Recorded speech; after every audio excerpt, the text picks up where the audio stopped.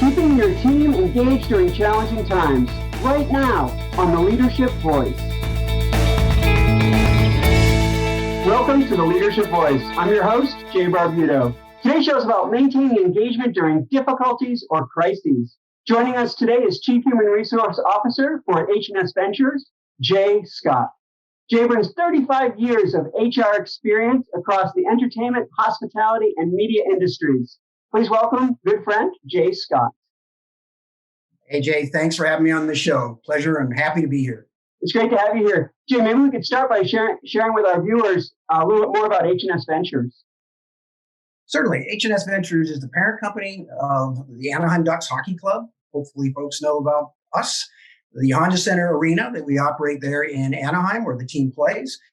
We also have our minor league team in San Diego, the San Diego Gulls that we operate, as well as 9 community rinks that are located throughout Orange County mainly, but LA County and San Diego County as well. Wonderful. So what's going on these days with the Honda Center and the Ducks? Like, what does a day in the life look like during difficult times like these? Well, Jay, it's a little different. Obviously, we're not hosting hockey games. We're not having concerts and other events we might have at the Honda Center or even at our rinks. We're not operating currently. However, we're very focused on the community and always have been. Philanthropy is a very major focus of our ownership, Henry and Susan Samueli. And so what we've done is just ramp that up nowadays. For example, the players, right? They're not on the ice at the moment, but they and their spouses have decided to get together and donate meals via local restaurants for the medical workers on the front line at UCI Medical Center.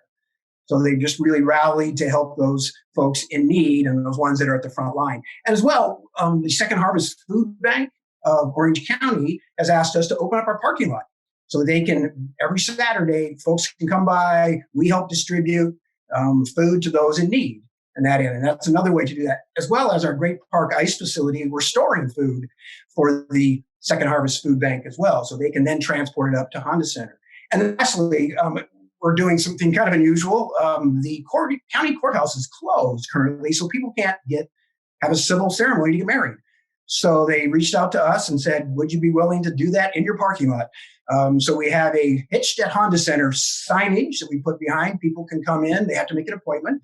They come in and they get married literally outside the center. So just, again, unique community events, but we're all about reaching back out and supporting the local community. Oh, wow. So during these difficult times, as head of HR for such a diverse organization, and how do you maintain engagement during these times? Well, it's challenging. You're right, Jay. We're working remotely here in my home office, right? You don't have that face-to-face like we normally do. And from human resources, that's important, right? The face-to-face interaction. So you need to be more creative, more innovative than you may have been before, right? So we're doing a lot of things. Now, again, like giving back, I talk about our core value. So we've tied together our employees with, how about going out and giving blood? For example, working with Chalk Hospital, one of our partners, also with UCI Health, to give blood. That's, again, a need that we have. So we reach out to our employees and offer that opportunity for them. We organize it. We schedule it for them. We also created a brand for our employees when we're talking about working together, and we call it Let's Stay Connected at Home. So whenever they see that brand, they know this is something that they might want to be engaged with, and we send it out emails. We have other avenues to communicate that way.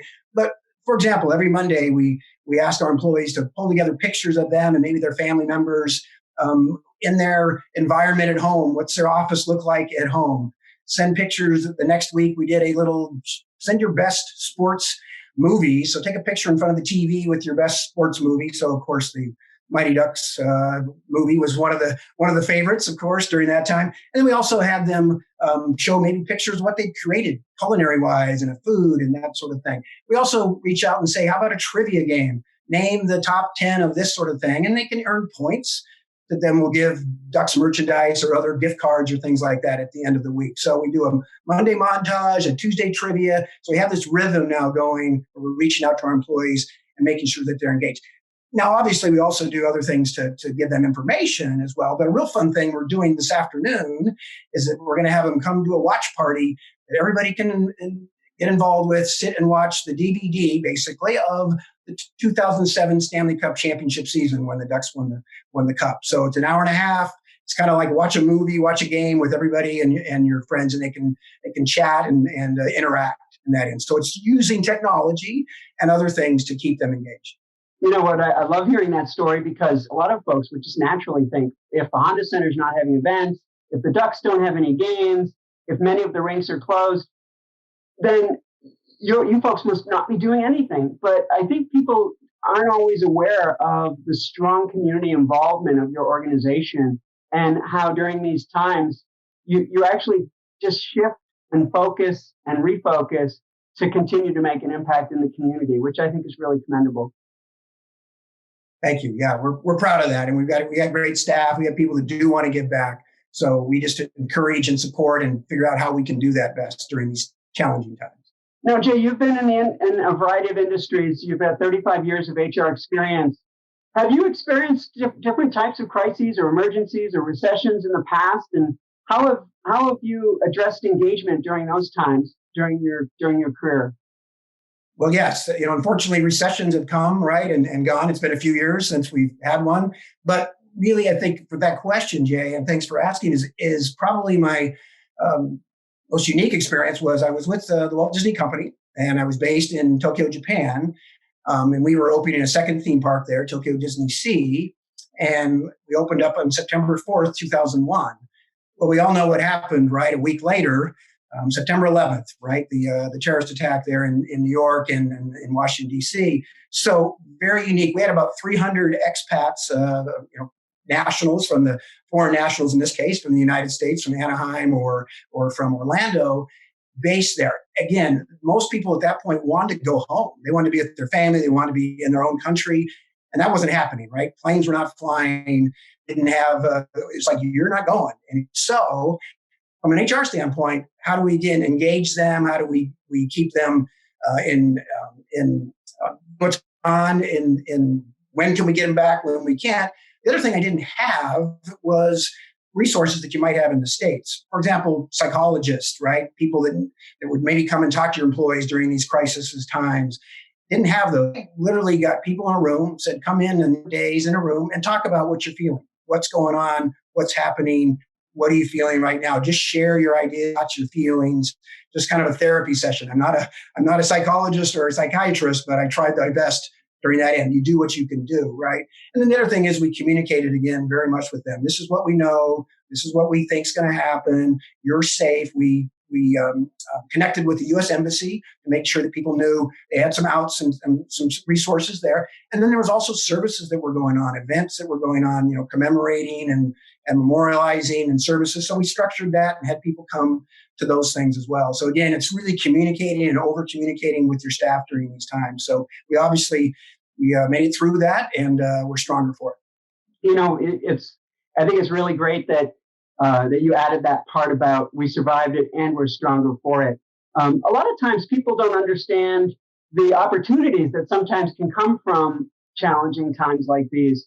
Could you talk about the opportunity that these moments and these times can sometimes create for our teams or for our organizations? Yeah, I think, again, this is a really challenging time, right? And yeah, there's been some this crisis, but there are some silver linings, like you said. I think that organizations will see out of this, and one of them is probably pretty basic, is working from home and remotely, right? We as an organization weren't really structured to do that. Now we are. Now we can offer that up to employees going forward if that's something we want to do, right? And I think a lot of organizations will be better for that and be able to do that. I think that's good for the environment, right? It's great for traffic in Southern California if people aren't in their cars every day. So I think that's just a real basic one.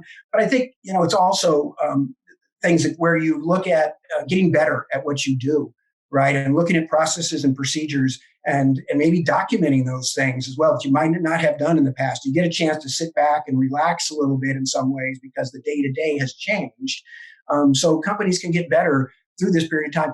And the other thing is they shift their product line, right? I talked about, getting hitched at Honda Center.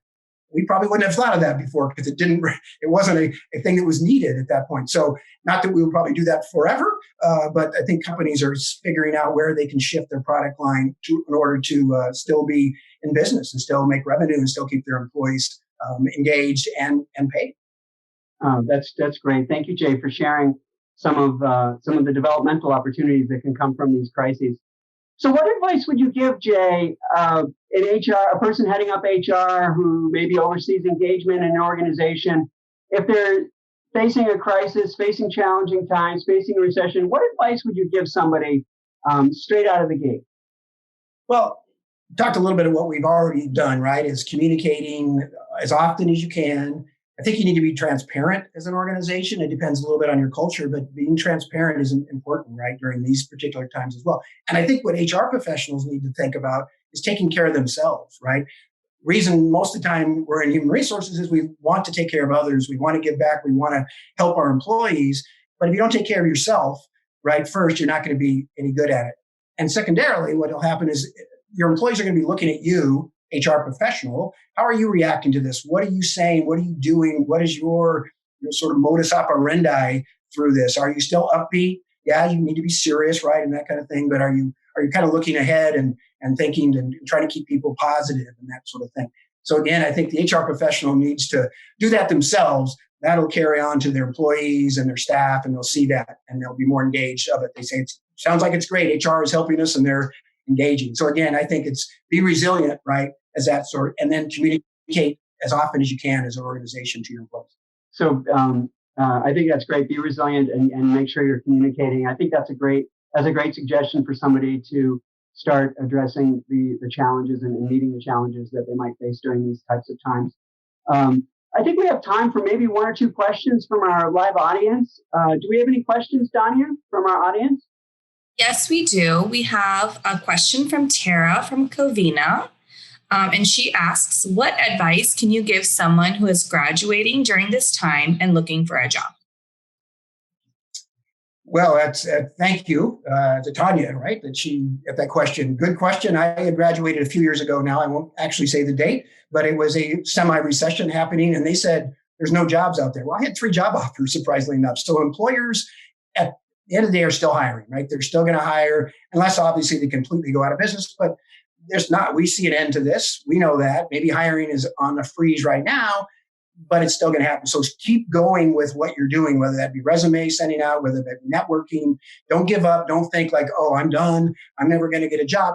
Now, what you might have to do is you might need to step back and take a job that might be at a little lower position that you wanted. Maybe it's an hourly position, not in management, but you're still in, right? Because maybe there's not as many of those opportunities, but you still get in with an organization. So back to that resilient thing. And from an HR standpoint, be resilient as a student that's graduating, because there's still opportunities out there.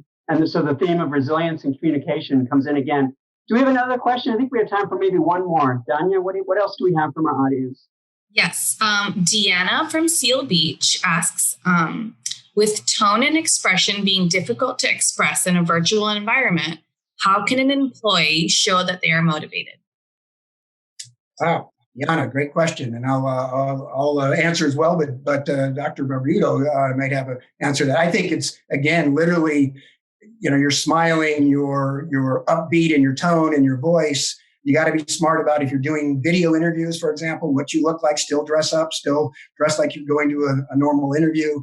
I think it's that you also have an opportunity in these sort of situations is to show that you are one of those that gives back and cares about the community. And that sort of thing, and that maybe you say, "Hey, I wasn't working because I was furloughed or whatever that might be. However, I was doing these other things on a volunteer basis," and that shows commitment. That shows just fortitude and positivity that we would look for in any sort of a candidate that we were going to hire. So you like to see people who are investing in themselves even during these challenging times. Somebody who says, "Hey, I decided to build my technical skills so that I'd operate better in virtual teams. I started working on the background for my Zoom calls, and I started to find ways to really optimize those kinds of opportunities, develop my skills." Those are kind of positive things that you might say would help somebody stand out if they're entering the market. Excellent. Yes, you hit all on those points there, right? Developing yourself, all those things you said, perfect. That's exactly great time to do that sort of thing. So again, it's not about giving up and laying off. It's sometimes putting the pedal to the metal. It might be a little different pedal, right? But you still want to continue to do that. Thank you for being on the show, Jay. I really appreciate you coming on and sharing your wisdom around engagement during challenging times. Well, thanks for having me, Jay. I appreciate it. Well, I think that's all the time we do have. Please join us next time here on the Leadership Voice. On behalf of the Center for Leadership here at Cal State Fullerton, we'll see you next time right here on the Leadership Voice.